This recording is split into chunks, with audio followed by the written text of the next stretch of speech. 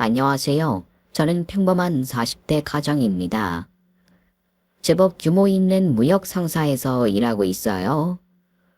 아내가 이 채널 애청자라 저도 옆에서 종종 같이 듣고 있는데요. 다른 분들의 사연을 경험하다 보니 제 이야기가 하고 싶어져서 이렇게 글을 쓰게 됐습니다. 저와 장인어른이 몇 년 전 겪은 충격적인 사건인데요. 마지막에 깜짝 놀랄 반전이 숨어 있으니 꼭 끝까지 들어주세요. 잘 부탁드립니다. 사실 저는 부모 얼굴도 모르는 처녀고아예요. 태어나자마자 보육원에 버려져 우여곡절 많은 험난한 삶을 살았죠. 의지할 가족이 한 명도 없는 분들은 제 맘 아실 거예요. 밥을 먹어도 채워지지 않는 심적 허기짐과 고모함을 사는 게 너무 외롭고 고단해서 한때는 극단적인 선택을 고민하기도 했네요. 그런 제가 이렇게 한 가정을 책임지는 번듯한 가장이 될 수 있었던 건 다 아내와 장인어른 덕분이에요. 본래 저는 고등학교도 중퇴하고 바로 취업 전선에 뛰어들었고요.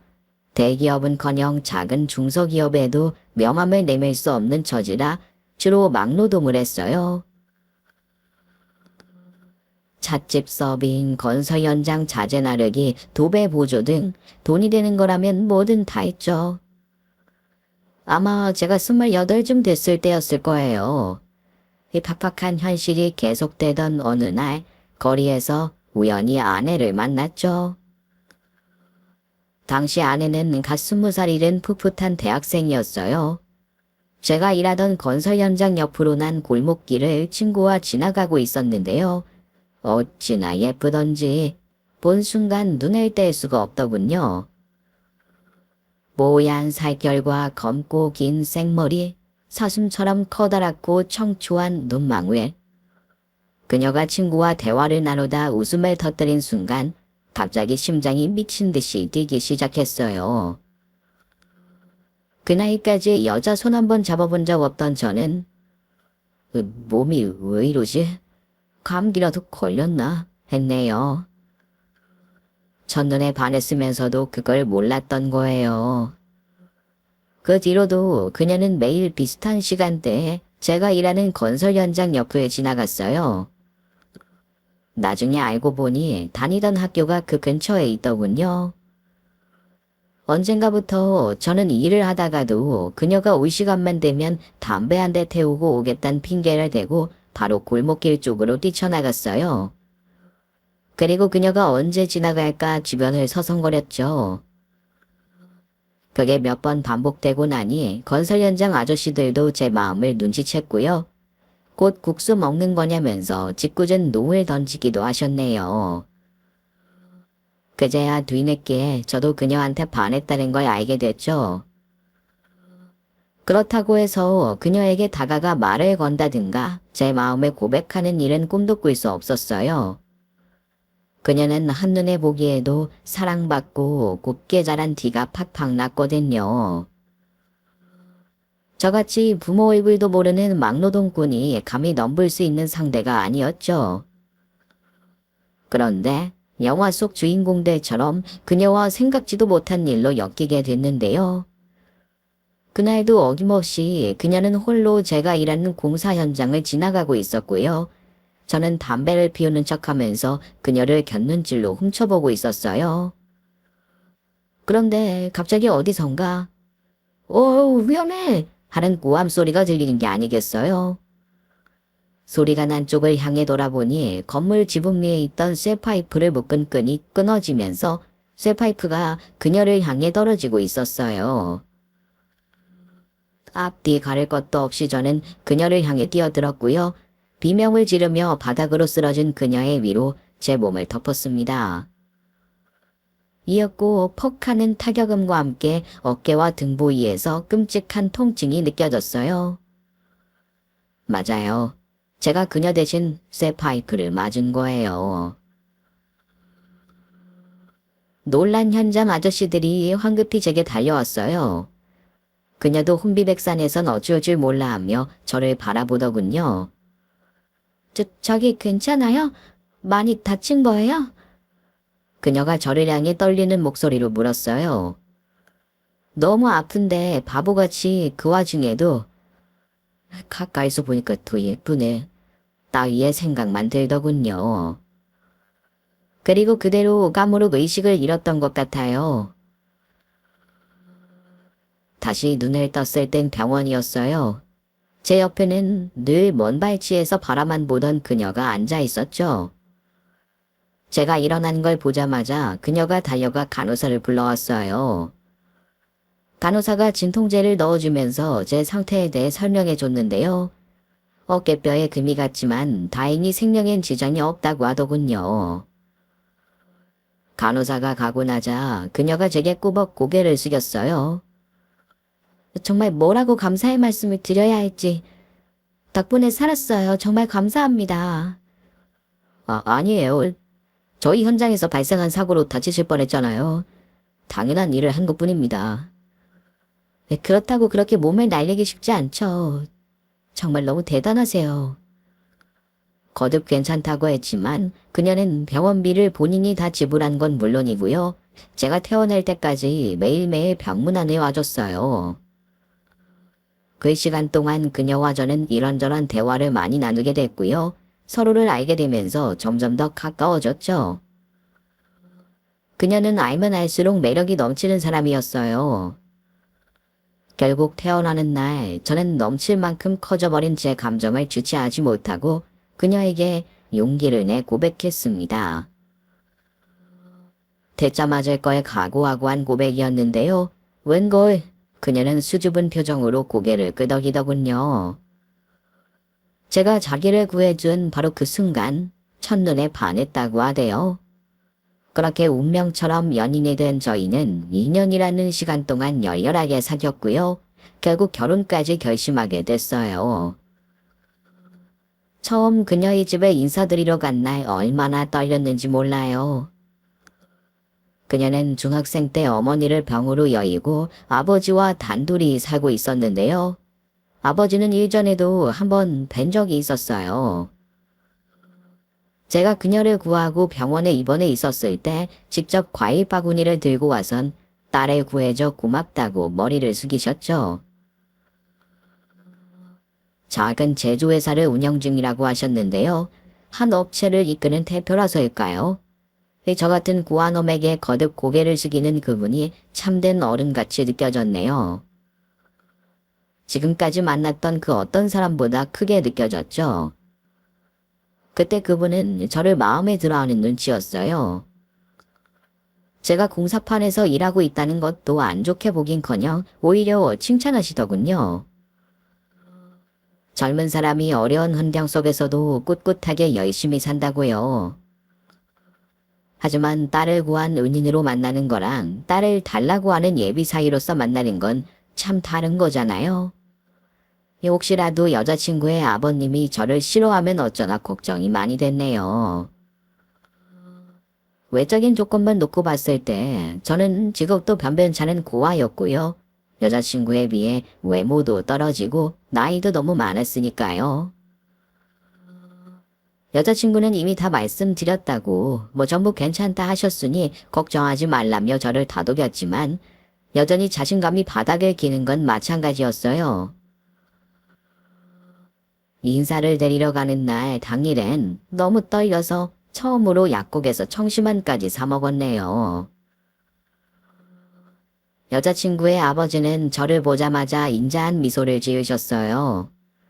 그리고 대문 밖까지 나와선 오느라 고생 많았네. 어서 들어오게 하면서 제 손을 잡아주셨죠.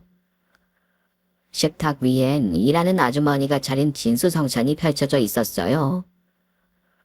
담백한 국물이 일품인 닭백숙에 고소한 잡채, 야들야들한 갈비찜에 윤기 흐르는 흰 쌀밥까지 누가 봐도 신경 써서 준비했다는 걸 알 수 있었죠. 시장하지. 어서 들게나. 뭐든 다 잘 먹는다고 해서 젊은 사람들이 좋아할 만한 음식들로만 준비해봤는데 입에 맞을지 모르겠네. 아이고, 제가 뭐라고 이렇게까지 준비를. 잘 먹겠습니다, 아버님. 음식은 하나같이 다 맛있었어요. 하지만 너무 긴장돼서 입으로 들어가는지 코로 들어가는지도 모르겠더군요. 그런 제 마음을 눈치챈 걸까요? 아버님이 계속해서 말도 걸어주고 가벼운 농담도 하면서 제 긴장을 풀어주려고 노력하시더군요.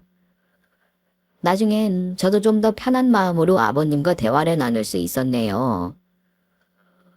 그리고 마침내 차를 마실 무렵 용기를 내서 여자친구 아버님을 향해 입을 열었어요.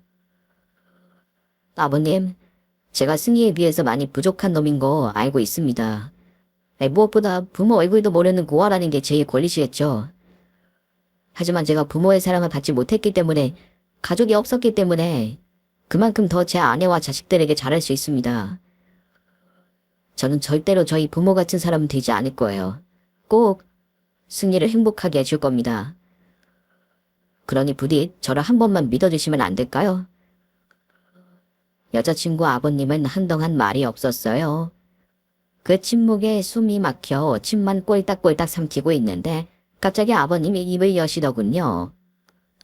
이 사실 부끄러운 얘기지만 자네가 우리 순이를 구한 생명의 은인이 아니었다면 이 결혼을 반대했을지도 모르겠네. 승희가 처음 자네랑 사귀게 됐다는 걸 알았을 때만 해도 당장 헤어져야 하고 화를 내기도 했으니까. 아빠. 아버님의 솔직한 얘기에 여자친구가 난색을 표했어요. 하지만 저는 그런 여자친구를 만류하면서 계속해서 아버님의 말씀을 경청했죠. 어쨌든 딸을 구한 생명의 은인이니까 대놓고 뭐라고 하진 못하겠고 사귀다 언젠간 헤어지겠지 않을 심정으로 지켜만 봤어. 근데 웬걸 헤어지긴커녕 몇 년간 다툼 한 번 없이 잘 사귀더군. 근데 그러면서 승희의 얼굴에서 어두운 그림자가 점점 사라지지 뭔가. 사람들 앞에선 늘 밝은 척해도 지 엄마 죽고 나선 왠지 모르게 우울해 보이던 녀석인데 자네 얘기만 나오면 어찌나 행복해하던지. 보고 있으면 나까지 절로 행복해졌지. 자네는 이미 내 딸을 행복하게 해줬네. 앞으로도 이렇게만 해주게. 그 말씀은 저희 결혼을 허락한다는 말씀이십니까? 그래. 뭐 결혼이야 어차피 당사자들끼리 알아서 하는 건데 내가 뭐라고 반대를 하고 말고 하겠나. 생각지도 못한 흔쾌한 허락에 오한이 벙벙해졌어요. 그런 저를 보던 장인어른이 갑자기 다가와 제 손을 잡더군요. 부모의 사랑을 한 번도 받지 못했다고 했지. 아까 자네가 그 말을 하는데 너무 마음이 아프더구만. 자네만 괜찮다면 이제 내가 자네 아버지가 되어주고 싶어. 그러니까 날 너무 어려워하지 말고 앞으로 잘 지내보자고. 응? 여자친구 아버님의 얘기를 듣는데 부끄럽게도 눈물이 났어요. 저도 모르게 붉어진 눈시울에 황급히 고개를 숙이자 옆에 있던 여자친구가 까르르 웃으면서 짓궂게 놀리더군요. 장인어른도 사람 좋은 얼굴로 허허 웃으시고 말이죠. 가슴이 여자친구와 연애를 할 때와는 다른 느낌으로 벅차올랐어요. 이제야 진정으로 기대고 의지할 수 있는 가족이 생긴 기분이라고 해야 할까요? 그로부터 1년 뒤 저는 여자친구와 식을 올리고 정식으로 부부 사이가 됐어요. 장인어른은 불편할 테니 따로 신혼집을 구해주겠다고 하셨지만 아내도 저도 결사 반대했죠. 장인어른을 모시고 함께 살고 싶었거든요. 딸인 아내야 당연한 일이었고요. 저도 그쯤엔 장인어른을 이미 제 친아버지처럼 여기고 있었거든요. 장인어른은 처음 인사드렸을 때 당신이 하신 말씀을 지키셨어요. 저를 사위가 아닌 진짜 아들처럼 대해주셨죠. 먹는 것, 입는 것, 무엇 하나 부족한 거 없이 챙겨주셨고요. 하고 있던 공사 현장 일도 그만두게 하셨어요. 자네 직업을 존중하지 않은 건 아니지만 이 몸쓰는 일은 오래 하기 힘들어. 자네만 괜찮다면 검정고시를 가서 일반 회사로 취업을 준비해보는 게 어떻겠나. 아니면 내 밑에서 일을 배워도 좋고. 장인어른 회사에서 같이 일하자는 건 아무래도 너무 부담스럽더라고요. 괜히 회사를 노리는 것처럼 오해를 살까봐 두렵기도 했고요. 하지만 그렇다고 검정고시를 봐서 다른 회사로 들어가자니 자신이 없었어요. 제가 공부를 손에 넣은 지 너무 오래돼서요. 잘할 수 있을까요? 의지만 있다면야 당연히 할 수 있지. 전에 공부하고 취업 준비하는 동안 생활비는 걱정 말게. 내가 다 보태줄 테니까. 아니요, 그럴 순 없죠. 제가 따로 아르바이트라도 해서 돈 벌게요. 승리도 사실은 남편이 제가 책임져야 맞는 거잖아요. 아예 그런 게 어딨어. 부모가 아직 일할 능력이 충분하면 자식놈들은 더 기대고 어리광 부려도 돼. 아님 내가 못 믿었나? 아니요, 그게 아니라. 그럼 더 긴 말할 거 없이 당장 일 그만두고 검정고시 학원부터 알아봐. 학원비는 내가 줄 테니까. 그 뒤로 장인어른은 제 학원비부터 문제집값, 그리고 먹고 자는데 드는 생활비까지 전부 다 지원해 주셨어요. 너무 죄송한 마음에 차마 게으름을 부릴 수도 없었죠. 그래서 한눈 팔지 않고 열심히 공부했고요. 검정고시에 붙자마자 바로 취직 자리부터 알아봤네요. 공부하면서 무역 쪽으로 관심이 생겨 규모 있는 상사 위주로 이력서를 넣었는데요. 운 좋게도 한 곳에 최종 합격하게 되면서 어엿한 샐러리맨이 됐습니다. 아내는 물론 장인어른도 참 기뻐하셨어요. 따로 케이크를 사서 축하 파티도 했는데요. 전부 다 장인어른 덕분이라고 하니 자기가 뭘 한 게 있냐면서 무뚝뚝하게 대꾸하시더군요. 하지만 나중에 아내에게 들어보니 그날 혼자 우셨다고 하대요. 뭐? 장인어른이 울었다고? 우리 아빠 원래 좋은 일 있으면 자주 울고 그래. 나 대학 합격했을 때도 울었는걸? 당신이 상사 붙은 게 기뻤나 봐. 그러자 갑자기 저도 코끝이 찡해지면서 눈물이 차올랐어요. 아내는 놀란 것도 잠시 이내 웃으면서 놀리기 바쁘더군요. 사위랑 장인 둘이 아주 사이가 절절하네. 내가 질투날 정도야. 놀리지 마. 좋으니까 그렇지. 나중에 첫 월급 나오면 우리 아빠 내복이라도 한 벌 사줘. 알았지? 당연하지. 제일 좋은 걸로 사드릴 거야. 그뿐이야?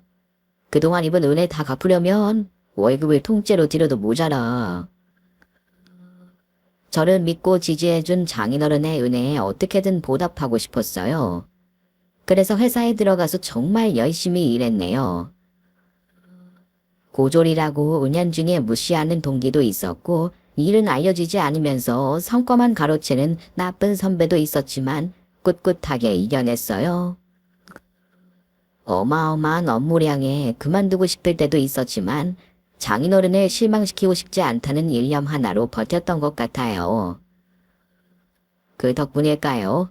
날이 갈수록 업무 실력이 쑥쑥 늘었고요. 제 이름을 건 프로젝트가 대박을 치면서 임원분들의 눈에 들어 동기들 중 그 누구보다 빠르게 초고속 승진도 했어요. 장인어른에게 그 소식을 전하던 날 얼마나 기쁘던지요. 그날도 장인어른은 저 모르게 눈물을 흘리셨네요. 저와 아내를 반씩 닮은 예쁜 딸과 아들도 태어났는데요. 사실 처음에 큰애가 태어났을 때 한 번도 부모란 존재에게 사랑을 받아보지 못한 내가 이 아이를 잘 키울 수 있을까 겁이 덜컥 났어요. 그래서 아이를 보면서도 마음껏 기뻐하지 못했는데요. 장인어른이 그런 제 심정을 눈치챘던 걸까요? 나중에 따로 불러 그러시더군요. 이서방, 걱정하지 말게. 이 부모라는 건 누구한테 배운다고 해서 되는 게 아니니까. 자네는 좋은 아버지가 될 거야. 글쎄요. 전 모르겠어요. 장인어른, 자신이 없습니다. 자네 내가 처음에 공사장 일 그만두고 검정고시 보라고 했을 때도 똑같이 말했지. 근데 어떤가? 지금 검정고시 합격하고 대형 상사 들어가서 누구보다 잘하고 있지 않은가? 정 자네를 못 믿겠으면 이번에도 날 한번 믿어보게나. 자네는 분명히 좋은 아버지가 될 수 있을 거야. 그리고 자네 옆엔 나도 승희도 있지 않나?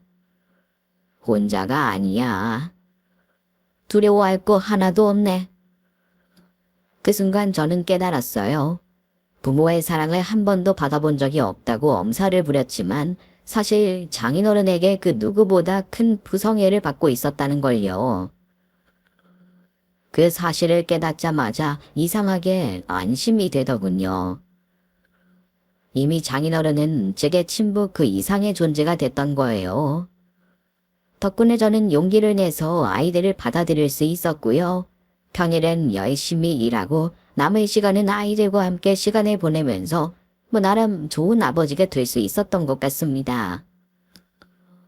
하지만 인생사 세웅지 마라고 저희 가족에게도 뜻하지 않은 위기가 찾아왔어요. 바로 장인어른의 갑작스러운 암 발병이었죠.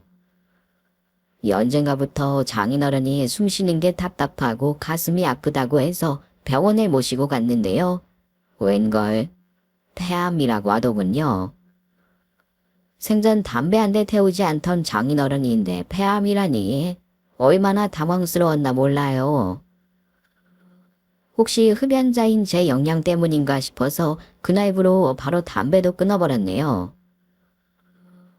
병원에선 꼭 간접 흡연 때문이라고 볼 수는 없다고 오히려 장인어른이 운영하는 회사 때문일 확률이 높다고 했어요.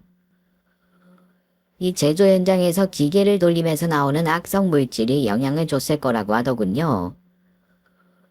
그래도 왠지 모를 죄책감 때문에 얼마나 힘들었는지 몰라요. 진작 장인어른 모시고 병원 한번 가볼 것을. 장인어른의 몸에서 암세포가 자라는 동안 이 사위란 놈은 일이 바쁘단 핑계로 뭐 하나 챙겨드린 게 없었으니까요. 힘들어한 건 아내 또한 마찬가지였죠. 오히려 저희보다 더 의연했던 건 환자인 장인어른이었어요. 암 선고를 받자마자 바로 회사를 정리하셨고요. 변호사를 선임해 유산 상속이니 뭐니 복잡한 절차를 알아보고 처리하신 뒤 바로 병원에 입원하셨어요. 죽음의 위기 앞에서도 끝까지 어른으로서의 침착함을 잃지 않으셨죠. 그런 장인어른이 얼마나 존경스러웠는지 몰라요. 힘든 투병 생활에도 장인어른은 쉽게 꺾이지 않았어요. 항암치료 부작용으로 머리가 빠지고 살이 몰라보게 빠지기 시작했지만 늘 웃는 얼굴로 저희 부부와 손주들을 대하셨죠. 저도 회사의 사정을 설명하고 틈틈이 장인어른 옆에서 병수발을 들었어요. 아내는 아무래도 애들 키우느라 따로 시간을 내기가 힘들었고요. 따로 감량인을 구하긴 했지만 남보다는 동성애 사위인 제가 장인어른도 더 대하기 편하셨을 테니까요. 장인어른은 제 옆에서 병수발을 들 때마다 참 미안해 하셨네요. 지금 한창 회사에서 성과 내면서 승승장구하고 있었는데 괜히 나 때문에 일에 지장해줘서 미안하네 이서방. 그런 말씀 마세요 장인어른. 부모가 아픈데 자식이 병관하는 건 당연한 일이죠. 그보단 얼른 완쾌할 생각이 나세요. 그럼 얼른 털고 일어나야지. 나 강승환이가 이깟 암으로 죽을 수는 없지. 장인어른의 지백 덕분일까요? 장인어른은 반년이라는 시간 동안 힘든 항암 치료와 약물 치료를 꿋꿋하게 버텨내셨고요. 결국 병원으로부터 완치 판정을 받으셨네요. 물론 몇 년에 걸쳐 계속 추적 검사는 해야 했지만 옛날에 그 건강했던 모습으로 돌아오셨어요. 장인어른이 퇴원 후 집에 돌아오니 그제야 삭막하던 집이 옛날에 그 정겨운 우리 집으로 느껴지더군요. 그런데 장인어른이 평생 일만 하면서 살아오셨기 때문일까요? 집에만 있는 걸 영 못 견뎌 하시더라고요. 그래서 또래분들을 만나보라고 바둑 학원도 끊어드리고 여기저기 놀러도 다니고 했는데요. 좋아하던 것도 잠시 한 반년쯤 지나니 너무 무료하다면서 다시 일을 해야겠다고 하시대요. 당연히 아내와 저는 결사반대했어요. 완치 판정 받은 지 얼마나 됐다고 다시 또 일을 하냐고요. 하지만 장인어른의 고집은 스심줄보다 더 질겼어요. 기어이 저와 아내 모르게 전에 다니던 제조회사와 비슷한 계열의 회사로 취직을 하셨더군요. 당장 그만두시라고 말렸는데요. 알고 보니 직접 기계를 만지는 등 일선에서 일하는 건 아니고요. 사무실에서 현장 직원들을 관리하는 일이더라고요. 전에 회사를 운영해봤던 장인어른의 경력을 그 회사가 높이 산 거였죠. 아이 그냥 의자에 앉아서 컴퓨터만 두드리고 서류만 보면 되는데 힘든 거 하나 없어. 오히려 집에만 있으면 좀이 쑤셔서 미칠 것 같지. 아이 기분이 가라앉고 우울해지는 것 같기도 하고. 아이 그럼 제가 더 많이 여기저기 모시고 다닐게요 장인어른. 저랑 같이 매일 운동도 하시고요. 아이 그런 소일거리랑 일은 다르지. 자네도 알지 않나? 비록 벌이는 크지 않지만 매일 꼬박꼬박 출근할 곳이 있다는 게 얼마나 기쁜지 몰라. 내 몸이 성할 때 조금이라도 더 이 노동의 기쁨을 누리고 싶네. 그러니 부디 조금만 더 이 늙은이가 일할 수 있게 해주게. 장인어른이 그렇게까지 말씀하시는데 더 반대할 수가 없더라고요. 그래서 장인어른의 선택을 응원해 주기로 했죠. 아내는 여전히 못마땅한 눈치였지만 그렇다고 장인어른에게 회사를 그만두라고 강경하게 나가지도 못했어요. 어쨌든 장인어른이 다시 일을 시작하신 뒤로 부쩍 밝아지신 건 사실이었으니까요. 장인어른은 본인 회사에서 일하던 건 못지않게 정말 열심히 일하셨어요. 컴퓨터를 배워야겠다면서 주말에 따로 학원도 다니시고요. 평일에도 퇴근 후 서재에 들어박혀 이런저런 공부를 하셨죠. 그런 장인어른을 보면서 젊은 저도 더 열심히 해야겠다는 생각을 했네요. 그러던 어느 날이었어요. 회사에서 새 프로젝트를 추진하면서 신규 하청업체를 알아봐야 했는데요. 부하 직원에게 공고를 내고 응모한 회사들 중 괜찮은 곳으로 선정하라고 했는데 글쎄 최종으로 남은 곳이 장인어른이 일하는 회사지 뭡니까? 혹시라도 문제가 될까봐 부장님에게 말씀드렸는데요. 부장님은 거기에 뇌물을 먹은 것도 아니고 제가 그 업체를 선정한 것도 아닌데 뭐 어떠냐고 하더라고요.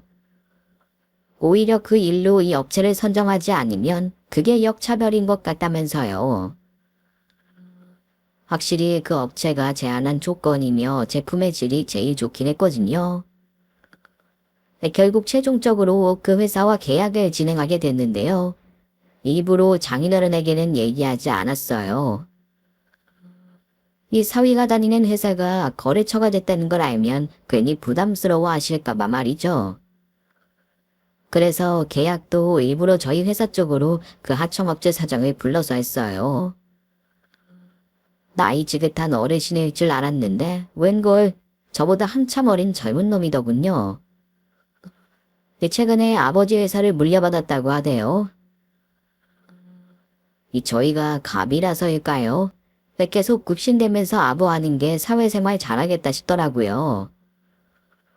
어쨌든 그렇게 계약을 마무리하고 그 업체 담당은 부하 직원에게 일임했어요. 아무래도 저희 쪽 담당자가 그 회사로 자주 시차를 나가게 될 텐데 제가 직접 가면 장인어른과 부딪힐지도 모르니까요. 아예 제가 안 가는 편이 나을 거라고 생각했죠. 그때는 정말 꿈에도 몰랐어요. 제가 그 회사에서 장인어른이 너무나 충격적인 일을 당하는 꼴을 보게 될 거라곤 말이죠. 비가 많이 내리던 어느 여름이었어요. 퇴근 전에 아내와 통화를 했는데 장인어른이 우산을 안 가지고 갔다고 걱정을 하더군요. 장인어른은 암투병을 한 뒤로 자차를 팔고 버스를 이용하셨거든요. 아무래도 예전만큼 능숙하게 운전하는 게 힘에 부친다고 혹시라도 사고를 낼까봐 걱정이 된다고요. 맘 같아선 제가 매일 장인어른을 출퇴근시켜드리고 싶은데 쉽지가 않았어요. 우선 제 출근이 장인어른보다 빨랐고요. 퇴근은 더 늦은 경우가 많았거든요. 근데 그날은 제가 일이 없어서 일찍 퇴근할 수가 있을 것 같더라고요. 이 서두르기만 하면 장인어른 퇴근 시간에 맞춰서 그 회사 앞으로 갈 수 있을 것 같았죠. 그래서 장인어른에게 전화해 제가 모시러 가겠다고 했어요. 장인어른도 오랜만에 사위와 함께 퇴근할 수 있다는 생각에 기쁘셨는지 순순히 그러라고 하시더군요. 근데 그 목소리가 왠지 모르게 평소보다 힘이 없게 느껴졌어요. 장인어른은 자식들이 걱정할까봐 힘든 일이 있어도 절대 티를 내지 않는 분이었는데요. 저도 장인어른과 함께한 세월이 있다 보니 목소리만으로도 어느 정도 장인어른의 상태를 짐작할 수가 있게 됐어요. 그래서 내심 오늘 일과가 고되셨구나 생각하게 됐고요. 절로 마음이 무거워졌어요. 나 그러게 그냥 집에서 쉬시라니까. 하지만 그렇게 말한다고 해서 장인어른이 들을 리가 없었어요. 고민하다 저는 장인어른이 늘 제게 해줬던 것처럼 응원을 해드리기로 했죠. 아내한테 오늘은 외식하자고 전화를 넣고요. 장인어른 힘내시라고 약국에 들러 바카스도 한 박스 샀네요. 그리고 바로 장인어른이 일하는 하청업체로 차를 몰았죠. 그런데 퇴근 시간이 한참 지나도록 장인어른은 나올 생각을 안 했어요. 그 회사 직원들로 보이는 사람들이 하나둘 빠져나오는데 그 어디에도 장인어른은 없었죠. 안 되겠다 싶어서 전화도 해봤는데 받질 않으시더라고요. 그러자 혹시 어디 아파서 쓰러지신 건 아닐까 겁이 덜컥 났어요. 안 되겠다 싶어서 도로 쪽에 차를 대고요. 바로 장인어른이 일하는 회사로 들어갔어요. 경비도 잠깐 자리를 비웠는지 없어서 고민하다 바로 사무실 안으로 향했죠. 그런데 그 문을 열자마자 저는 너무나 충격적인 광경을 목격하고 말았어요. 장인어른이 차가운 바닥에 무릎을 꿇고 고개를 푹 숙이고 있더군요. 그 앞엔 웬 젊은 놈이 팔짱을 낀 채 고압적인 자세로 서 있었고 말이죠. 내가 오늘까지 서류 작성하라고 했어, 안 했어? 내 말이 우스워? 아? 아이, 죄송합니다, 사장님. 그때 이번 주까지 달라고 하셨던 것 같아서 다른 일 먼저 하고 있었는데. 공장에 있는 기계들 종류별로 정리해서 수정할 세면 되는 게 뭐가 그렇게 오래 걸리는데. 내가 이번 주까지라고 했어도 그럼 그만두는 일은 미리미리 해놨어야지. 미리 하고 있었는데 제가 아직 컴퓨터 자판 두드리는 게 익숙하지 않아서요. 지금 바로 해두겠습니다. 아이씨, 내가 이래서 노인네들 쓰기 싫다니까. 컴퓨터고 뭐고 다룰 수 있는 건 하나도 없고 느려 터졌는데 핑계만 많지 아주. 내가 돈이 조금만 더 있었어도 이 영감탱이 사르고 더 젊은 놈 뽑았을 텐데. 젊은 사장놈은 쉴 새 없이 저희 장인어른에게 막말을 퍼부었어요. 그 모욕에도 장인어른은 한 마리 대거리도 없이 묵묵히 고개를 숙이고만 있더군요. 그의 모습을 보는데 속에서 천물이 끓어올랐어요. 그래서 바로 두 사람을 향해 성큼성큼 다가갔죠. 아니, 자네가 여긴 어떻게?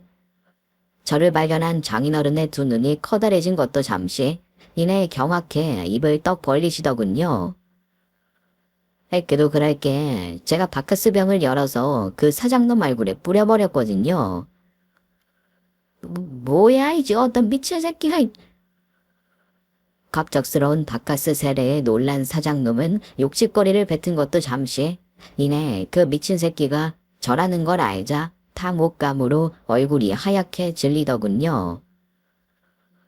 아니, 이 과장님이 여긴 어떻게... 아니 근데 지금 저한테 바카스를 뿌리신 겁니까? 아, 네, 실수로 그랬네요. 네? 실수요? 사장놈은 떨떠러한 표정으로 입을 다물었어요. 한 소리 하고 싶은데 제가 갑이다 보니 뭐라고 말하지 못하는 눈치가 역력했죠. 역시나 이내 얼굴에 비굴한 웃음을 띠고 다시 입을 열더군요. 아이 근데 여긴 대체 어쩐 일로? 미리 연락을 주셨으면 마중은 나갔을 텐데요. 제품 비증은 다음 주로 알고 있었는데 제가 잘못 알았나 보네요. 아니요, 미팅은 다음 주가 왔습니다. 오늘 여긴 개인적인 용무로 왔습니다. 네, 개인적인 용무요? 장인어른, 이만 일어나시죠. 퇴근 시간도 한참 지났는데 여기서 뭘 하고 계세요? 제 말에 사장놈의 입이 떡 벌어졌어요. 손가락으로 장인어른과 저를 번갈아 가리키면서 어쩔 줄 몰라 하더군요. 그게 무슨... 이 영감, 아니, 강 선생님이 이 과장님 장인어른이라고요? 정말요? 네, 맞습니다. 뭐 몰랐으니까 감히 이런 기막힌 일을 벌이신 거겠죠? 제 차가운 말에 사장놈의 얼굴이 사색이 됐어요. 아니, 오해입니다. 전 평소에 강 선생님한테 정말 잘해드리는데 오늘은 강 선생님이 실수를 좀 하셔서. 아니, 선생님이 진작 말씀 안 하셨어요. 땡땡 상사 이 과장님 사위라고. 사장놈은 못내 억울했는지 장인어른을 향해 빽 소리를 질렀어요. 전 그런 사장놈을 밀치고 장인어른을 직접 일으켜 세우며 말했습니다. 장인어른도 모르셨을 겁니다. 제가 말을 안 했으니까요.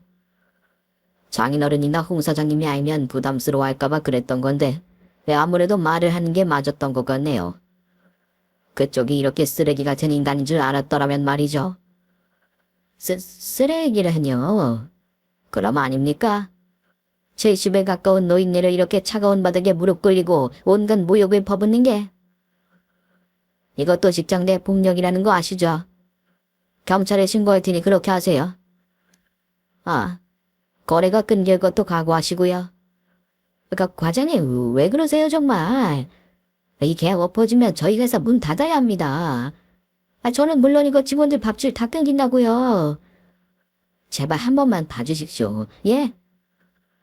어지간히도 겁이 났던가 봐요.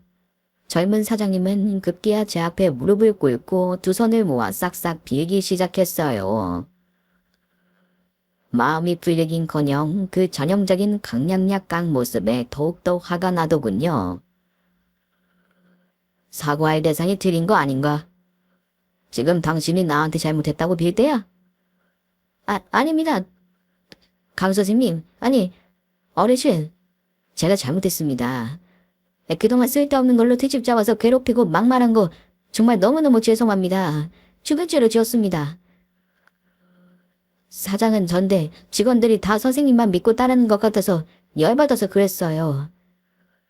제가 치졸했습니다. 역시나 저희 장인어른이 일을 못한 게 아니었어요. 그 젊은 사장놈이 앙심을 품고 괜한 트집을 잡아서 장인어른을 못살게 군 거였죠. 그런데 장인어른은 어떻게 그걸 한 번도 제 앞에서 내색하지 않았던 건지. 그런 면을 존경했던 거지만 이 한편으로는 서운하고 화가 나기도 했네요. 그런데 기가 막힌 일은 거기서 끝이 아니었어요. 글쎄 장인어른이 뭐라고 더 퍼부으려는 저를 말리고 그 사장을 일으켜 세우지 않겠어요? 됐습니다. 이렇게 사장님이 무릎까지 꿇고 비는데 제가 여기서 어떻게 돈 뭐라고 하겠습니까? 앞으로도 계속 얼굴 보고 일할 사이인데 서로 얼굴 붉힐 일은 여기까지만 하죠. 그 말씀은 저 용서하겠다는 겁니까? 거래도 계속 하는 거고요. 그건 제 사위에게 달린 일이지만 제가 한번 잘 얘기해 보겠습니다. 그러니 걱정 마시죠. 고맙습니다, 선생님. 정말 고맙습니다. 장인어른은 사람이 좋아도 너무 좋아서 탈이었어요. 회사를 운영하실 적에도 그렇게 직원들의 편의를 봐주시더니 이번에도 역시나였죠. 장인어른, 이렇게 쉽게 용서한다고요? 그동안 다 마신 게 많을 것 같은데 경찰에 그냥 다 신고하시죠. 제가 변호사 선임해서 다 알아서 할게요. 괜찮네. 이렇게 잘못했다고 하는데 법정까지 갈 게 뭐가 있어. 그치만 됐네. 더 일 벌리지 말고 여기까지만 앞세. 그리고 개인적인 일로 회사 거래처를 바꾼다든지 그런 건 안 돼 말이야. 우리 사장을 위해서가 아니라 자네를 위해서 하는 말이네. 혹시라도 자네에게 문제가 생기면 어떡하나? 그런 일은 절대 없어요. 하청업체 바꾸는 일이야 워낙 흔한 일이고 이 사람도 잘못한 게 있으니 아무 말 못할 겁니다. 아니일세. 이 업무적으로 문제가 생긴 것도 아닌데 이 나 때문에 그럴 순 없지. 감사합니다. 감사합니다, 선생님. 장인어른의 통 큰 용서에 젊은 사장놈이 펄떡 일어나 연거푸 고개를 숙였어요. 저는 그 모습이 진심으로 죄를 뉘우치는 것처럼 느껴지진 않았지만 뭐 어쩌겠습니까. 당사자인 장인어른이 그만 용서하겠다는데요. 그래서 그렇게 장인어른만 모시고 밖으로 나왔는데요. 집으로 가는 길에 장인어른이 문득 그러시더군요. 원래 부끄러운 꼴을 보여서 미안했네. 늙은이가 그냥 집에만 있을 걸 괜히 사회생활한다고 나와선. 자네 얼굴에 먹칠만 했어. 그게 무슨 말씀이세요, 장인어른. 이게 무슨 먹칠이에요. 오히려 제가 죄송합니다. 진작에 눈치를 챘어야 하는 건데. 자네가 죄송하긴 뭘 죄송해. 장인어른은 그제야 그간 그 사장에게 당했던 일들을 하나씩 설명해 주셨어요. 늙었다고 구박하는 건 기본이고요. 직원들 다 있는 데서 컴퓨터 못한다고 모욕을 주는가 하면 점심시간에도 부당한 업무 지시를 내리곤 했다더군요. 어르신들이 제 시간에 밥 챙겨 먹는 게 얼마나 중요한데. 어쩐지 최근 들어 장인어른이 부쩍 살이 빠진다 싶었는데 다 그 사장놈 때문이었던 겁니다. 들으면 들을수록 분노가 끌어올랐어요. 당장 차를 돌려서 그 젊은 사장놈 멱살이라도 잡고 싶은 심정이었죠. 하지만 장인어른은 이제 다 해결됐으니 됐다며 오히려 잘난 사위덕을 본다고 허허 웃으시더군요. 자네 덕분에 이제 사장도 더는 나를 못 괴롭히겠어. 내가 사위 하나는 참 잘 뒀지 뭔가. 지금 그렇게 웃음이 나오십니까, 장인어른? 전 속이 까맣게 타는데요. 자네도 웃게나. 웃어야 복이 오지. 괜히 걱정할 테니까 그 승희한테는 아무 말 말고. 결국 저는 그 누구에게도 그날 있었던 일을 털어놓지 못했어요. 회사에 얘기하고 싶은 마음이 굴뚝 같았지만 장인어른과 약속한 게 있다 보니 차마 실행이 옮기지 못했죠. 대신 저는 수시로 장인어른에게 연락해 혹시 회사에서 그 사장놈이 다시 괴롭히진 않는지 확인했는데요. 그때만 해도 까맣게 몰랐네요. 그 사장놈이 제 발로 다시 파멸의 구렁텅이로 걸어 들어올 줄은 말이죠. 평소처럼 퇴근 후 집에 돌아왔는데요. 먼저 퇴근해 서재에 계시던 장인어른이 저를 불렀어요. 표정이 심상치 않아 보여 얼른 따라 들어갔죠. 장인어른 무슨 일 있으세요? 그 사장놈이 또 장인어른한테 뭔가 한 겁니까? 나한텐 아니지만 뭔가를 한 것 같긴 한데. 자네 이 서류 좀 보게나. 우리가 최근에 신규업체하고 또 똑같은 물건으로 계약을 맺었는데 이게 자네 회사하고 무료 계약한 서류고 이건 다른 회사하고 계약한 서류인데 뭔가 좀 이상하지 않나? 저는 장인어른이 내민 서류를 살펴봤어요. 확실히 단가며 물량이며 이상하더군요. 최근에 물량이 부족하다면서 납품 날짜를 미루자고 하더니만 서류만 놓고 보면 그 업체는 저희 업체보다 후발 업체이면서도 더 좋은 물건들을 더 좋은 가격으로 선점하고 있더군요. 일반인이라면 못 알아챘을 텐데 장인어른도 회사를 오래 운영한 경력이 있다 보니 바로 알아보신 거예요. 맞네요, 장인어른. 저희한테 납품 날짜를 미뤄달라고 사정하더니만 뒤에서 다른 업체랑 또 이중으로 계약을 맺은 거였네요. 이건 엄연한 계약 위반입니다. 회사에 알려야 할 것 같은데 괜찮으시겠어요? 아이 당연하지. 다른 것도 아니고 이중계약인데. 얘 사장이 도모하는 걸 들었는데 얘 아무래도 그 업체 쪽에 뒷돈을 받은 모양이야. 거기 자네 경쟁업체 아닌가? 맞지? 맞아요. 이 사장님 멍청한 건지 간이 큰 건지. 그 건물엔 저희 자체 기술도 들어가 있어서 독점으로 계약을 맺은 건데 그걸 경쟁업체에도 팔려고 들다니 제대로 미쳤네요. 저희 장인어른에게 막대먹게 군 것도 모자라서 비리까지 저지르다니 저는 그냥 두고 보기가 힘들었어요. 전자야 피해자인 장인어른이 용서하겠다 했으니 제가 더 뭐라고 할 수 없는 일이지만 후자는 명백한 회사 간의 문제였으니까요.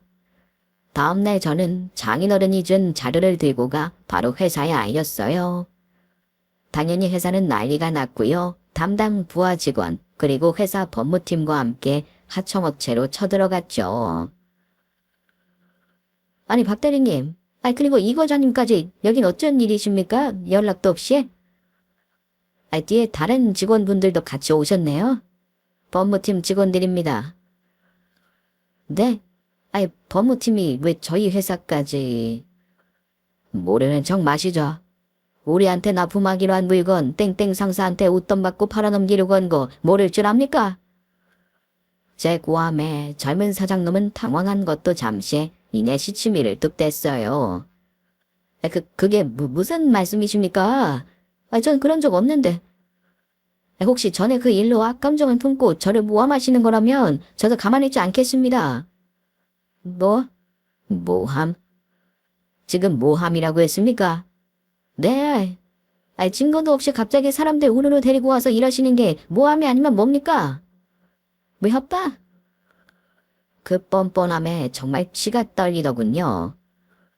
전 당당하게 대거리하는 그 사장놈에게 장인어른이 준 서류를 내밀었어요. 자, 여기 있습니다. 당신이 그토록 찾던 바로 그 증거. 그래도 못 따라 나서겠다면 경찰부터 부르죠 뭐. 제가 내민 서류를 확인한 사장놈의 얼굴이 하얗게 질렸어요. 그리고는 저만치에 서 있던 장인어른을 무시무시한 표정으로 노려보더군요. 이 영감탱이가 감히 회사 기밀문서를 빼두야. 당신 내가 가만둘 줄 알아? 고소할 거야. 고소할 거라고. 해보시죠. 대의를 위한 내부 고발은 죄가 되지 않는다는 것도 모릅니까? 어쨌든 일단 저희 법무팀하고 차분하게 얘기 좀 해보시죠. 계약 조항 기억 다 하시죠? 어게씨 그 위약금도 물론 다 기억하실 테고요. 위약금만 거의 20억에 달했어요. 이제 막 도약하기 시작한 이런 하청업체는 바로 파산이었죠. 그제야 사태의 심각성을 느낀 건지 사장놈이 탈성 무릎을 꿇었어요. 그리고는 손이 발이 되도록 빌더군요. 이 사내 자식이 무릎이며 손이며 얼마나 값이 싼지. 이젠 그 모습에 동정심마저 들더라고요. 제가 잘못했습니다, 과장님. 제가 그러려고 그런 게 아닙니다. 그쪽 업체에서 먼저 제안한 거예요. 처음에 거절하려고 했습니다. 근데 요즘 회사 운영하는 것도 벅차고 아버지도 아프시고요. 여자친구도 자꾸만 언제 결혼할 거냐고 보채고 그래서 그만. 제가 순간적으로 돈에 눈이 멀었습니다. 제발 한 번만 용서해 주십시오. 네? 글쎄요. 저희 회사는 저희 장인어른처럼 그렇게 마음이 넓지가 못해서요. 철저하게 계약서에 적힌 대로 법대로만 할 예정입니다. 애도 아니고 다 아시잖아요. 사회라는 게 이런 곳이라는 거. 왜 그러십니까 정말. 제발 한 번만 용서를 해주십시오. 그 한 번의 용서는 이미 지난번에 해드렸습니다. 저 같았으면 그 한 번의 기회도 없었을 테지만 마음 넓은 저희 장인어른을 만나 운 좋게 용서받으시지 않았습니까? 그거에 평생 감사하면서 착하게 살진 못할 망정 이런 더러운 비리를 저지르다니. 역시 인간은 고쳐 쓰는 게 아닌가 봅니다. 제 날카로운 말에 찔에 찔린 걸까요? 이 사장놈의 얼굴이 새빨갛게 달아오르더니 갑자기 고함을 지르면서 제게 달려들었어요. 너 이 새끼 네가 그렇게 잘났어? 나랑 별로 나이 차이도 안 나 보이는데 건방지게 사사건건 내 앞길을 막아. 젊은 사장놈이 휘두르는 주먹은 제법 위협적이었어요. 하지만 건강을 위해서 꾸준히 운동을 해오던 저는 재빠르게 피했고요. 사장놈이 당황해 저를 돌아보는 순간 바로 그 얼굴에 주먹을 날렸네요. 이건 정당방위입니다. 아시죠? 너 이 개자식. 우리 회사 망하면 두고 봐. 내가 너 용서할 줄 알아? 지옥 끝까지 쫓아가서 죽여버릴 거야. 죽여버릴 거라고. 힘으로도 안 되는 걸 깨달았는지 그 사장은 악에 받쳐 마구 욕짓거리를 내뱉었어요. 하지만 그 모습에 겁이 나긴커녕 비웃음만 절로 나오더군요. 궁지에 몰린 쥐가 발악하는 것 같아서 말이죠. 저는 뒤에 서 있던 법무팀 직원들에게 눈짓했고요. 곧 그 직원들이 사장놈을 데리고 사라졌네요.